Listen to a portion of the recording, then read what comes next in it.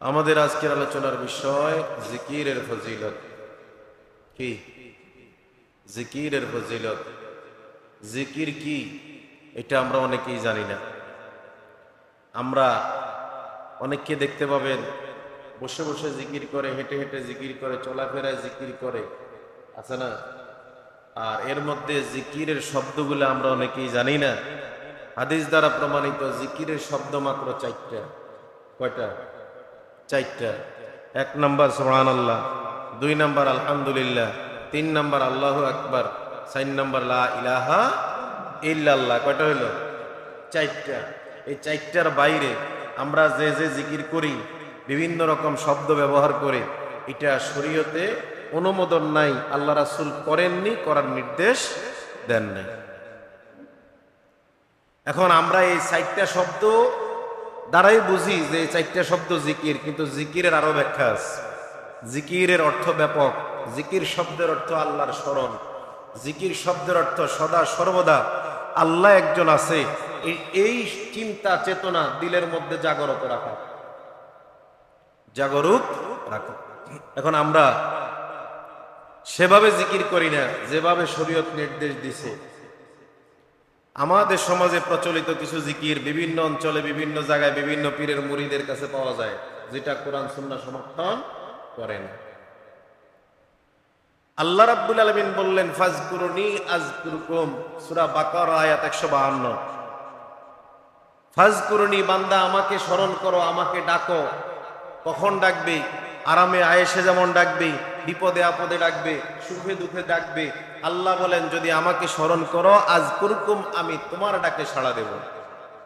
সুবহানাল্লাহ। নাই, আল্লাহ বললেন কি? যদি আমাকে ডাকো, আমি তোমার ডাকে সাড়া দেব। ওয়াশকুরুলি, আমার নিয়ামতের শুকরিয়া আদায় করো। ওয়ালা তাকফুরুন, নাফরমানি করিও না। এখানে আল্লাহর স্মরণের সাথে কৃতজ্ঞতার বা শুকরিয়ার সম্পর্ক কি? নাফরমানির সম্পর্ক কি? আল্লাহ বুঝাতে চাইলেন, আমাকে স্মরণ তো করবাই, আমার সকল নিয়ামতের শুকরিয়া আদায় করার আরেক অর্থ আমার জিকির। নিয়ামতের শুকরিয়া আদায় করার আরেক অর্থ আল্লাহর জিকির, অর্থাৎ আল্লাহকে স্মরণ করা। খাইলাম, ভোগ করলাম, উপভোগ করলাম, দেখলাম, যা কিছুই বুঝলাম, আরাম পাইলাম, সবই কার দয়া? আল্লাহর দয়া। এজন্য সাথে সাথে শুকরিয়া আদায় করো। এর অর্থ এটাও আল্লাহর আরেকটা জিকির, আল্লাহকে স্মরণ করো। ওয়ালা তাকফুরুন, নাফরমানি করিও না। নাফরমানি থেকে বিরত থাকা, এটা বান্দা কখন করবে? যখন বান্দার দিলে আল্লাহর ভয় থাকবে, তাকওয়া থাকবে, আল্লাহর স্মরণ থাকবে, এই তখনই বান্দা নাফরমানি করবে না। বোঝা গেল? নাফরমানির সাথে জিকিরের সম্পর্ক আছে না নাই? কথা বলেন, আছে না নাই? আছে। এরপরের আয়াতটা দেখেন, আল্লাহ বললেন 153 নম্বর আয়াতে, ইয়া আইয়ুহাল্লাযীনা আমানুস্তাঈনু বিস-সাবরি ওয়াস-সালাহ। হে ঈমানদারগণ, আমানু, হে ঈমানদারগণ কি করো? ইস্তাঈনু, সাহায্য চাও আমি আল্লাহর কাছে। কার কাছে? বিস-সাবরি ওয়াস-সালাহ, নামাজ এবং ধৈর্যের মাধ্যমে। তাইলে আল্লাহ বুঝাতে চাইলেন, বিপদে পড়ছো, বিপদে আসো, সাহায্য চাইবে আমি আল্লাহর কাছে। মাধ্যম কয়টা? দুইটা। কয়টা? এক নাম্বার, দুই নাম্বার নামাজ। এই দুইটা জিনিসের মাধ্যমে আল্লাহর কাছে সাহায্য চাইতে হবে। এখন এখানে জিকিরের সম্পর্ক আছে না নাই? আছে না নাই? আল্লাহকে স্মরণ করে মানুষ নামাজ আদায় করবে কিনা? তো নামাজে যা কিছু হবে, নামাজ পুরোটাই জিকির। সুবহানাল্লাহ। নামাজ পুরোটাই দোয়া। তো সুতরাং এই নামাজের ভিতরে আপনি যা কিছু করলেন, আল্লাহ ছাড়া দুনিয়ার আর কারো কোনো কিছু আছে এটার ভিতরে? নামাজের ভিতরে কোনো কারো গুণগান নাই। তাহলে আপনি নামাজ আদায় করলেন, আল্লাহ জিকির করলেন। আল্লাহর এই জিকির করার কারণে আপনি ধৈর্য ধারণ করলেন, যত সমস্যাই থাকলেন, এই ধৈর্যের মধ্যে কার কাছে পানাহ চাইলেন? দুনিয়ার কারো কাছে না, চাইলেন আল্লাহর কাছে, যে আল্লাহ বিপদ থেকে উদ্ধার করে দাও। এটাও আপনার জন্য একটা জিকির। এই জন্য আপনি ধৈর্য ধারণ করবেন, আপনি নামাজ আদায় করবেন, দুইটার মধ্যেই জিকির লিপিবদ্ধ। কারণ দুইটা দ্বারাই আপনার কার কথা বারবার মনে পড়ে? আল্লাহ রাব্বুল আলামিনের কথা, ঠিক কিনা? এখন দেখেন, আল্লাহ রাব্বুল আলামিন বলেন, সূরা বনী ইসরাইল আয়াত নাম্বার 110, কুল উদউল্লাহ আও উদউর রহমান আইয়ামান তাদউ ফালাহুল আসমাউল হুসনা। আল্লাহ বলেন কুল উদউল্লাহ, তোমরা আল্লাহকে আল্লাহ নামে ডাকো, আল্লাহকে আল্লাহ বলে ডাকো, আও উদউর রহমান অথবা রহমান নামে ডাকো, যে নামেই ডাকো না কেন, আইয়ামান তাদউ ফালাহুল আসমাউল হুসনা, তার রয়েছে 99টি নাম, সুতরাং যে নামেই ডাকো তিনি তোমার ডাকে সাড়া দিবেন। শুধু আল্লাহ নামে ডাকলেই যে সাড়া দিবেন, বাকি নামে না ডাকলে সাড়া দিবেন না এমনটি না। কি বুঝাইলো? আপনি যে নামেই ডাকেন আল্লাহকে, আল্লাহ কি দিবে? কারণ আল্লাহর নাম আছে কয়টা? আসমাউল হুসনা কয়টা নাম? 99টা। কয়টা? 99টা। আমরা অনেকে জানিও না, আমরা অনেকে জানিও না আল্লাহ রাব্বুল আলামিনের 99টি নাম আছে আসমাউল হুসনা, অথচ এই 99টি নামের গুণ ফজিলত যদি কোনো ব্যক্তি যদি এগুলো মুখস্থ করতে পারে সে জান্নাতে যাবে, আল্লাহ রাসূল বলছে। সুবহানাল্লাহ। নাই ঘুমাইতেছেন? অথচ ইসলাম কি বলে? আইয়ামান তাদউ ফালাহুল আসমাউল হুসনা, আল্লাহ রাব্বুল আলামিনের আসমাউল হুসনা 99টি নাম রয়েছে, যে নামেই তোমরা তাকে ডাকো না কেন তিনি তোমাদের ডাকে সাড়া দিবেন। কার কথা? আল্লাহর কথা। সূরা বনী ইসরাইল আয়াত 110 নম্বরের কথা বললাম। এখন দেখেন আল্লাহ রাব্বুল আলামিন জিকিরের ব্যাপারে কি বলেন? সূরা আরাফ আয়াত 180। কোন সূরা? আরাফ আয়াত নাম্বার 180। আল্লাহ বলতেছেন ওয়ালিল্লাহিল আসমাউল হুসনা ফাদউ বিহা, আল্লাহর রয়েছে আসমাউল হুসনা 99টি নাম, সুতরাং তোমরা তাকে সে নামেই ডাকো। এবং একই আয়াতে আল্লাহ সতর্ক করলেন ওয়াজারুল লাযিনা ইউলহিদুনা ফি আসমাইহি, তোমাদের মধ্যে যারা, ওয়াজারুল লাযিনা, তোমাদের মধ্যে যারা বিকৃতি করে আল্লাহর নাম, ফি আসমাইহি, আল্লাহর নামগুলো যারা বিকৃত করে তোমরা তাদেরকে বয়কট করো। ওয়াজারুল লাযিনা ইউলহিদুনা ফি আসমাইহি, তোমাদের মধ্যে যারা আল্লাহর নামকে বিকৃতি করে ডাকে তাদেরকে কি করো? বয়কট করো, তাদের সাথে সম্পর্ক ছিন্ন করো, তাদের সাথে যোগাযোগ বন্ধ করে দাও। আদেশটা কার? এখন আমরা কি করি? আল্লাহর সিফাতি নামে, আসমাউল হুসনার নামে আমরা মানুষের নাম রাখি, সন্তানাদির নাম রাখি, আমরা খালেক নাম রাখি, মালিক রাখি, বিভিন্ন রকম রাজ্জাক নাম রাখি, রাখি না? এই নামগুলাকে আমরা সমাজে কিভাবে ডাকি? কথাটা কত গভীরের চিন্তা করে দেখেন। আল্লাহ বললেন যারা আল্লাহর নাম বিকৃতি করে তাদের সাথে সম্পর্ক রেখো না, তাদেরকে বয়কট করো। এখন দেখেন তো চিন্তা করে, আমরা কথায় কথায় আল্লাহর সিফাতি নাম দ্বারা যে মানুষের নামগুলো আছে সেই নামের আগে আমরা আব্দুল শব্দটা অনেকেই ব্যবহার করি না, আব্দুল মালিকও বলি না, আব্দুল খালেক বলি না, আব্দুল জব্বার বলি না, কি কথা কয় না, আব্দুল কাদির বলি না, অথচ নামগুলো কার? আল্লাহর সিফাতি নাম। তো এই নামগুলো তো আব্দুল ব্যবহার করিই না, এই একটা অপরাধ করি। দ্বিতীয়ত নাম হইল আব্দুল খালেক, আমরা বলি খালিকা। এখন কথাটা বোঝার চেষ্টা করেন, নাম হইল মালিক, আমরা বলি মালিকা। এই যে কথাগুলাকে আমরা বিকৃত করলাম, এমনি ভাবে অনেকগুলো কাদির নাম কয় কাদিরা, কথা বুঝেন, এটা বাস্তবতা। তা আল্লাহ কি বললেন? যারা এই নামে ডাকে, আল্লাহর নামগুলোকে যারা এইভাবে ডাকে, মুমিনদেরকে আল্লাহ নির্দেশ দিলেন এটা মানা ফরজ, বাধ্যতামূলক, তাদের সাথে সম্পর্ক রেখো না। এটা কার কথা? আল্লাহর কথা। সূরা আরাফ আয়াত 180 নম্বর আয়াতে আল্লাহ বললেন আল্লাহর অনেকগুলো নাম আছে, এই নামগুলো থেকে ডাকো, তবে সাবধান, যারা আল্লাহর নামের বিকৃতি ঘটায় তাদের সাথে সম্পর্ক রেখো না। এখন নিজেরাও আল্লাহর নাম বিকৃত করব না, পাশাপাশি যারা করে তাদেরকে বুঝাই দেব, না জানার কারণে করে, না বুঝার কারণে করে, বুঝিয়ে দেব যে তুমি যদি পরবর্তীতে এইভাবে এই নামগুলো ডাকো তোমার সাথে আমার সম্পর্ক রাখার কোনো সুযোগ। কত গভীরের কথা। আল্লাহ রাব্বুল আলামিন বললেন সূরা জুমা আয়াত নাম্বার 10, ফাইজা কুদিয়াতিস সালাত ফাতাশিরু ফিল আরদ, নামাজ শেষ, জমিনে বেরিয়ে পড়ো। আদেশ কার? কথা বলেন কার?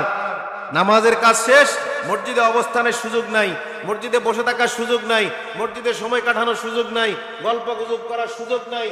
এখন বলতে পারেন আমরা তো জিকির করি বসে বসে, মসজিদের ভিতরে জিকির শুধুমাত্র সুবহানাল্লাহ, আলহামদুলিল্লাহ, আল্লাহু আকবার, লা ইলাহা ইল্লাল্লাহ, 4টা শব্দ দ্বারা সীমাবদ্ধ নয়। জিকিরের আরো ব্যাপক অর্থ আছে। আপনি কোরআন তেলাওয়াত করবেন সেটাও জিকির, নামাজ আদায় করবেন সেটাও জিকির, দুরূদ শরীফ পড়বেন সেটাও জিকির। মসজিদ থেকে বের হয়ে আপনি যাই করবেন আল্লাহর ভয় যদি আপনার দিলের ভিতর থাকে সেটাও জিকির। সেটা কি? এখন আল্লাহ রাব্বুল আলামিন বললেন ফাইজা কুদিয়াতিস সালাত, নামাজ শেষ, ফান্তাশিরু ফিল আরদ, জমিনে বেরিয়ে যাও। আদেশটা কার? আদেশটা কার? আর আমরা কিছু ভাই আছি নামাজের পরে আমরা বিভিন্ন রকম ফাংশন করি, বিভিন্ন রকম অনুষ্ঠান করি। নামাজের আগে ইমাম সাহেব সালাম ফিরাইছে, আমরা দাঁড়ায় আবার বলি যে নামাজের পরে 5 জন 7 জন 10 জন থাকবেন, যতক্ষণ থাকবেন কথা হবে, বহুত ফায়দা হবে। আসেনি এক গ্রুপ? আসেনি? ওনার যদি দিনের দাওয়াত দেওয়ার সুযোগ থাকে, দিনের দাওয়াত দেওয়ার ইচ্ছা থাকে, উনি জামাতে দাঁড়ানোর আগেই বলতে পারেন যে আমি 2টা কথা বলবো দিনের নসিহা সম্পর্কে, আপনার কাজ কি? একটু সময় দিবেন নামাজের পরে। এটা ছিল তার দায়িত্ব। দাওয়াতটা দেওয়ার দরকার ছিল নামাজের আগে। ইমাম সালাম ফিরাইছে, উনি দাঁড়াই গেলেন, এখানে পিছনে ফরজ নামাজ পড়ে 2-4 জন আছে না? এরকম মুসল্লি আছে না? এই মুসল্লি যে আপনি ডিস্টার্ব করলেন, আপনি জানেন না এটা শরীয়তে হারাম। আপনি যে দাওয়াতটা দিলেন, এই মুহূর্তে দাওয়াত দেওয়া হারাম, এই মুহূর্তে কথা বলা হারাম, কারণ ফরজ নামাজ চলতেছে মুসল্লির। সুতরাং দাওয়াতটা কখন দিবে? যদি ওনার দাওয়াত দেওয়ার একান্ত দরকার হয়, উনি অন্য সময় দিবে, কিংবা নামাজের আগে দিবে, জামাতে দাঁড়ানোর আগে। নামাজের পরে 5 মিনিট আমার কথা আছে, একটু সময় দিবেন। কিন্তু আল্লাহ বলে ফাইজা কুদিয়াতিস সালাত ফান্তাশিরু ফিল আরদ, নামাজ শেষ, বেরিয়ে যাও। বোঝা যায় কোরআনের আয়াত দ্বারা নামাজের পরে 5 মিনিট 10 মিনিট বসে থাকার সুযোগ নেই। বসে থাকারও কি নাই? সুযোগ নাই। আমার এই আলোচনায় অনেকে রাগ হবেন, কিন্তু কোরআন কি বলে দেখেন, বাস্তবতা কি দেখেন। এবার দেখেন আল্লাহ বলেন, এবার জমিনে যে বেরিয়ে গেছো, কি করবা? ওয়াবতাগু মিন ফাদলিল্লাহ, জমিনে বাইরে গেছো, এটা তোমার ডিউটি শেষ হয় নাই। আল্লাহর রহমত খুঁজো, আল্লাহর দয়া খোঁজো। এই যে বাইরে গেছো মসজিদ থেকে, এখন কি করবা? আল্লাহর দয়া খোঁজো। কারণ কি? আল্লাহর দয়া যে খুঁজবা, কোন কাজে খুঁজবা? আল্লাহ বলেন একই আয়াতের কথা, ওয়াবতাগু মিন ফাদলিল্লাহ ওয়াজকুরুল্লাহ কাসীরান, আল্লাহর কথা বেশি বেশি স্মরণ করো, আল্লাহর জিকির বেশি বেশি করো। মসজিদ থেকে বেরিয়ে জমিনে গেছো, আল্লাহর রহমত খোঁজো, বেশি বেশি জিকির করো। কেমনে সম্ভব? আপনি ব্যবসায়ী, আপনি ওজনে কম বেশি করবেন না, তাইলে কেন করেন নাই? আল্লাহর রহমতের আশায়। আপনি আল্লাহর কার আশায়? রহমতের আশায়, আল্লাহর ভয়ে। তার মানে সেখানেও আপনার জিকির হইছে। ওজনে কম বেশি করেন নাই, ভালো মালের সাথে খারাপ মাল মিশান নাই, তাহলে আপনি কি করছেন? আল্লাহর ভয়ে করছেন। তাহলে যেই কাজটাই করছেন কিসের কারণে? জিকিরের কারণে, আল্লাহর ভয়ের কারণে, আল্লাহকে স্মরণ করার কারণে। এমনি ভাবে আপনি দুনিয়ায় যত কাজই করলেন, যেটাই করেন না কেন, আপনি ওয়াশরুমে যান, আপনি বিভিন্ন রকম কাজ করেন, সবগুলো কাজের দোয়া আছে না নাই? বিভিন্ন রকম ইবাদতের দোয়া আছে না নাই? আছে। তো যেই দোয়াগুলো পড়ে আপনি কাজ শুরু করবেন, তা আপনার ওই কাজটাই আপনার ইবাদত, ওখানেই আল্লাহর রহমত। আল্লাহ তো এই কথাই বুঝাচ্ছেন, মসজিদ থেকে বেরিয়ে গেছে মানে ইবাদত শেষ এমন না। যা করবা যদি বিসমিল্লাহ বলে শুরু করো, কোরআন সুন্নাহ সমর্থন করে, সবগুলাই কি তোমার ইবাদত, এবং এটাই তোমার জিকির। আল্লাহ বলেন আযকুরুল্লাহ কাসীরান, বেশি বেশি আল্লাহর জিকির করবে, সকল কাজে আল্লাহকে স্মরণ করবে, আল্লাহর ভয় মনের ভিতর রাখবে। তাহলে কি হবে? আল্লাহ বলেন লাআল্লাকুম তুফলিহুন, তোমরা সফল হবে। আল্লাহ রাব্বুল আলামিন বলতেছেন শুধু জিকির মানেই যে এই 4টে শব্দ এমনটি না। আল্লাহ বলতেছেন সূরা গাশিয়া আয়াত নাম্বার 21 থেকে শুরু। আল্লাহ কি বলেন একটু দেখেন, ফাযাক্কির ইন্নামা আনতা মুযাক্কির। আল্লাহ আদেশ দিলেন ফাযাক্কির, আপনি উপদেশ দেন, কোরআনের দাওয়াত দেন, এটাও জিকির। কি দেন? কোরআনের দাওয়াত দেন। ফাযাক্কির ইন্নামা আনতা মুযাক্কির, কারণ নিশ্চয়ই আপনার কাজ হচ্ছে দাওয়াত দেওয়া। আপনার কাজ কি? দাওয়াত দেওয়া, কোরআন মানুষের কাছে পৌঁছানো। লাস্তা আলাইহিম বিমুসাইতির, তবে হ্যাঁ সাবধান, কারো প্রতি জোর প্রয়োগ করা যাবে না। আল্লাহ রাসূল যাই করছেন জোর প্রয়োগ করে কিছুই করেন নাই, নাকি? এটাই তো প্রমাণ হয়, কোরআন সুন্নাহ এটাই তো প্রমাণ হয়। তাহলে বোঝা গেল আল্লাহ বলতেছেন দাওয়াত দেওয়ার কাজ দাওয়াত দেন, এই দাওয়াত দেওয়াটাও জিকির। ফাযাক্কির, আপনি উপদেশ দেন। ইন্নামা আনতা মুযাক্কির, কারণ আপনার কাজ উপদেশ দেওয়া। লাস্তা আলাইহিম বিমুসাইতির, কারণ কি? কঠোরতা অবলম্বন করা যাবে না, আপনি কাউকে চাপ প্রয়োগ করে শরীয়ত পালন করার সুযোগ নেই। ইল্লা মা তাওয়াল্লা ওয়া কাফার, তবে সাবধান, যেই ব্যক্তি কোরআনের দাওয়াত পাওয়ার পরেও, ইল্লা মা তাওয়াল্লা, যেই ব্যক্তি কোরআনের দাওয়াত পাওয়ার পরেও মুখ ফিরিয়ে নেয়, ওয়া কাফার, সে কুফরি করে, সে কাফির, সে কুফরি করে। কার কথা? কার কথা? আল্লাহর কথা। কোরআনের দাওয়াত পাওয়ার পরেও যদি গ্রহণ না করে, সে কুফরি করলো, সে কাফির। কাফির ফায়ুআযিবুহুল্লাহুল আযাবাল আকবার। পরের আয়াতে আল্লাহ বলেন তার জন্য রয়েছে আল্লাহ রাব্বুল আলামিনের পক্ষ থেকে কঠিন শাস্তি। আল্লাহ এখানে আকবার শব্দটা ব্যবহার করছেন, আযাবুন পর্যন্ত শেষ দেন নাই, যে শুধু তার জন্য আযাব এমন না, আল্লাহ আকবার শব্দটা ব্যবহার করছে, অর্থাৎ কি সবচেয়ে বড় আযাব তার জন্য। বলি নাউযুবিল্লাহ। কোরআন সুন্নাহ অস্বীকার করাকারী ব্যক্তির জন্য আযাব কি? সবচেয়ে বড় আযাব। সুম্মা ইন্না আলাইনা ইয়াবাহুম, ইন্না আলাইনা ইয়াবাহুম, অবশ্যই তাকে আমার কাছে ফিরে আসতে হবে। সুম্মা ইন্না আলাইনা হিসাবাহুম, সুতরাং তার পুরো জিন্দেগির হিসাব আমি আল্লাহর কাছে দেওয়া লাগবে। তাহলে বোঝা যায় কি এখানে জিকির মানে শুধুমাত্র ওই বসে বসে তসবিহ ধরে ধরে জিকির করলাম এমনটি না। আমাদের সমাজে তো একটা প্রবাদ আছে, আমরা জিকির করি তসবিহ দিয়া। কি দিয়া? কথা কয় না, তসবিহ দিয়া করি না। এই যে আমরা তসবিহ দিয়া করি, কিছু লোক আছে দেখবেন তসবিহও টানে, আবার এর ভিতরে কথাও কয়, আছে না এরকম? অথচ তসবিহ টানার কোনো সিস্টেম শরীয়তে নাই। এই যে তসবিহ ছড়া টানতেছেন, এটার সিস্টেম কোনো শরীয়তে নাই। এটা টানা বরংস গুনাহ। বরংস কি? রাসূলের স্পষ্ট হাদিস, আল্লাহ রাসূল বলছে আপনি জিকির করবেন হাতের আঙ্গুলে। কোথায়? কোথায়? রাসূল কোথায় করছে? হাতের আঙ্গুলে। আপনি করবেন কোথায়? এটাই সুন্নাহ। এটা কি? সুন্নাহ। এখন বলতে পারেন হুজুর গণনার স্বার্থে আমার এটা লাগে। এখন তো আরেকটা ডিজিটাল বাড়িছে, আংটি সিস্টেম, হাতের মধ্যে রাখে চাপ দেয়, ঘড়ির মতো 1 2 3 উঠতে থাকে চাপ দেওয়ার কারণে। কিন্তু আপনি যেটাই ব্যবহার করেন গণনার স্বার্থে, এখানে গণনার স্বার্থের কিছু নাই। হাতের করে গণনার ব্যবস্থা নাই। কথা বলেন, এখানে ব্যবস্থা নাই, আছে তো? তা আল্লাহ যেহেতু এখানে গণনার ব্যবস্থা দিছে, আমাকে আরেকটা ধরার কোনো সুযোগ নেই। এখন হয়তো বলতে পারেন হুজুর এটা আবার নতুন কইলেন না। নতুন না, এটা আরো কইছি, হয়তো আপনাকে মনে নেই। এটাই বাস্তবতা।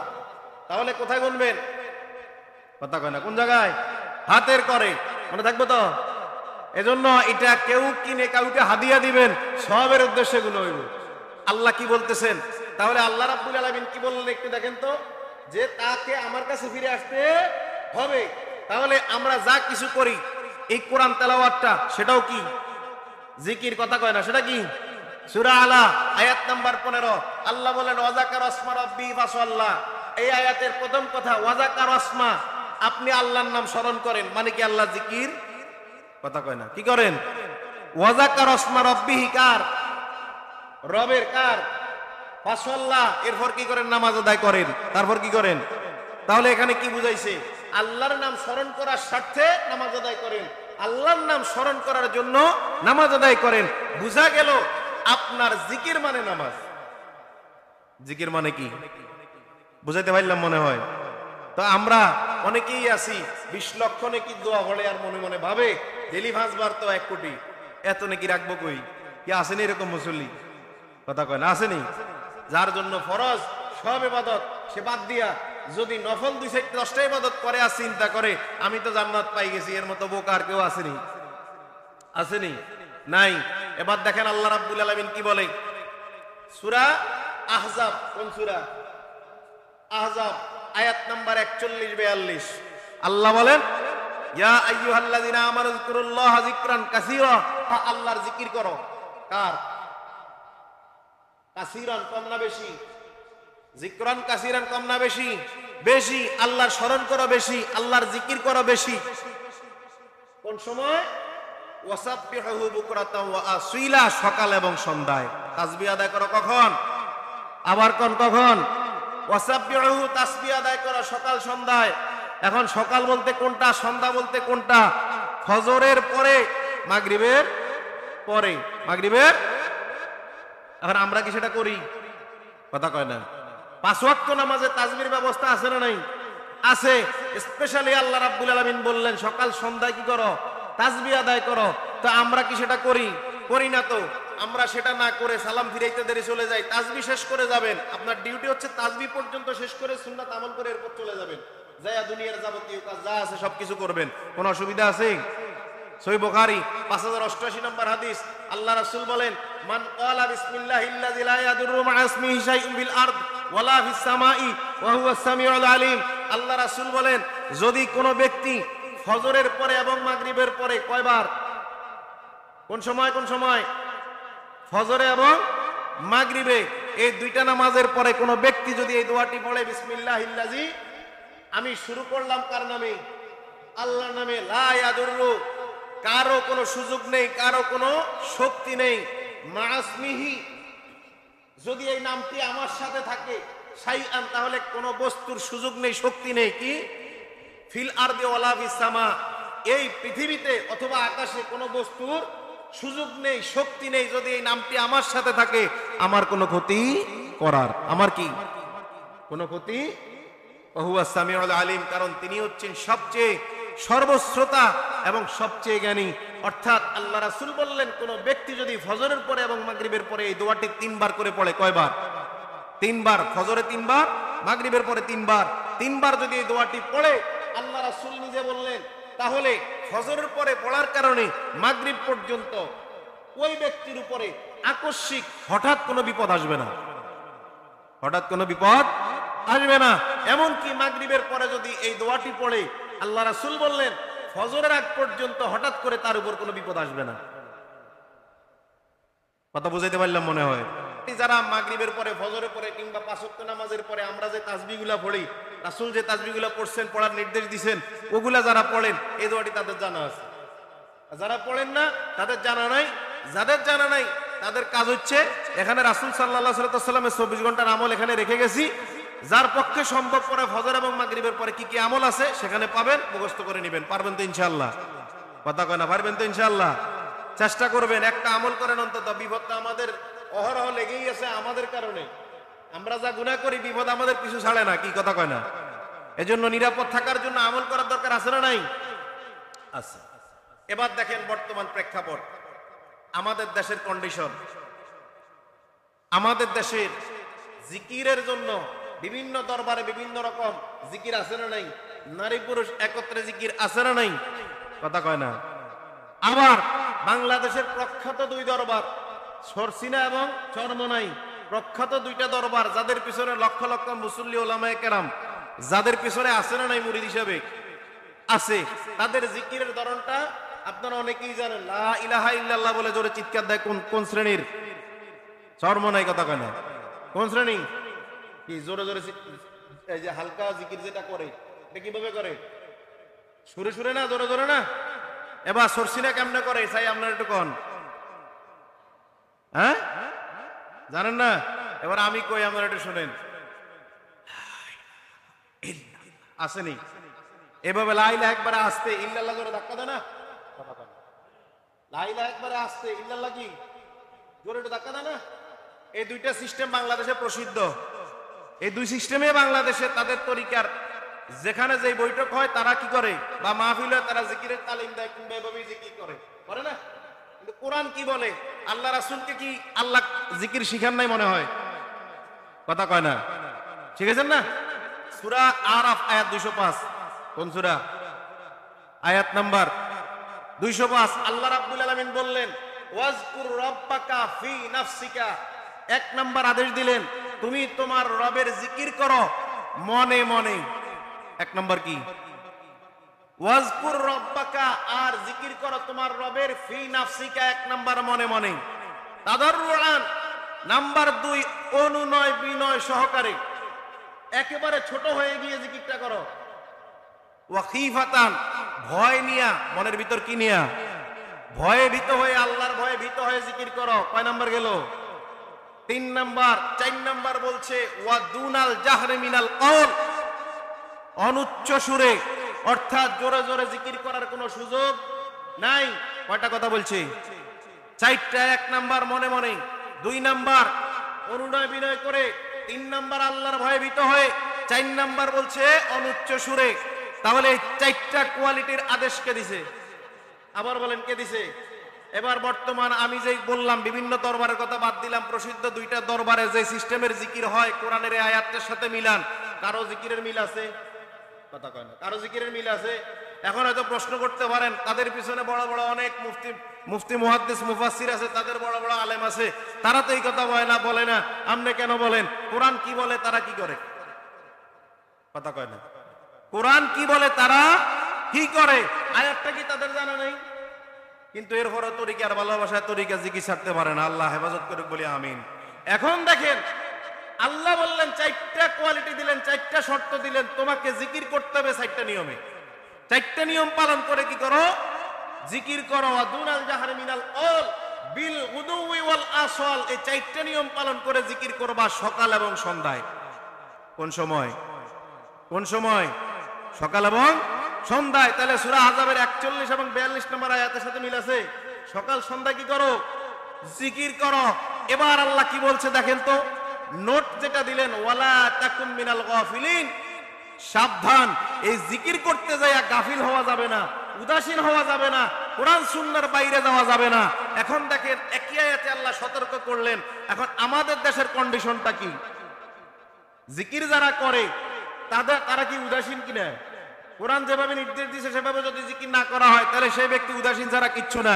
এবার প্রসিদ্ধ দরবার ছাড়া বাকি দরবারগুলোর অবস্থা দেখেন, নারী পুরুষ একসাথে নেচে গেয়ে নাচ গান করে তারা জিকির করে, এরকম দরবার বাংলাদেশে আছে না নাই?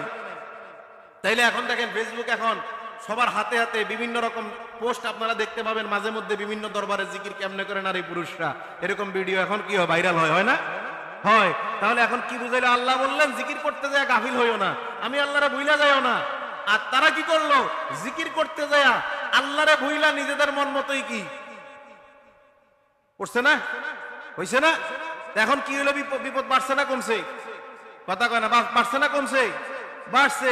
এখন আল্লাহ নির্দেশ দিলেন কি, এখন হইতেছে কি? তাহলে বুঝা গেল জিকির করা এটা কোরআন সুন্নাহ সমর্থিত হওয়া লাগবে। আমি যেভাবে জিকির করলে আল্লাহ কবুল করবে, যদি সেভাবে করি তাইলে ঠিক, যদি সেভাবে না করি তাইলে ব্যাঠিক, তাইলে এটা কবুল হবে না।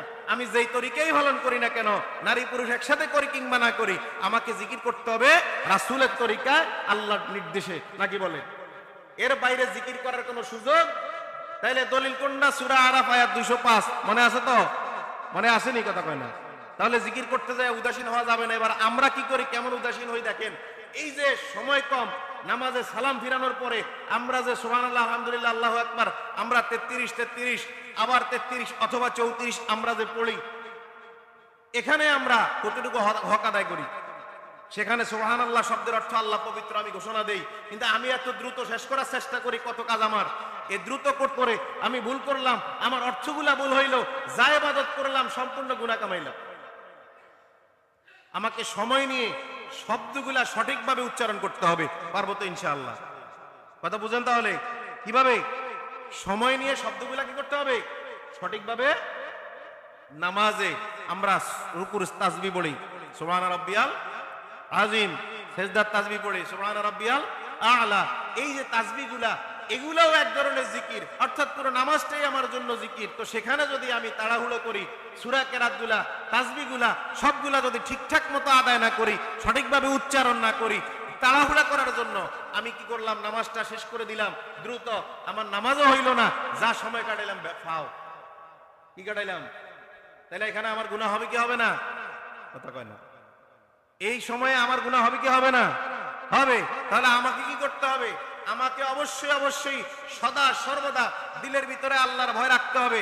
দিলের ভিতরে আল্লাহর ভয় যদি আমার থাকে, আমি যদি আল্লাহর জিকির সবসময় মনের মধ্যে রাখতে পারি, তাহলে আমার দ্বারা কখনো গুনার কাজ হবে না, হারাম কাজ হবে না, বেপরদা হবে না, সুদ খাওয়া হবে না, ঘুষ খাওয়া হবে না, আরেকজনের হক নষ্ট করা হবে না। এমনকি আল্লাহ রাব্বুল আলামিন যে আদেশ দিয়েছেন এর বাইরে হারাম কোনো কিছু আমার দ্বারা পালন, কথা বলেন, হবে?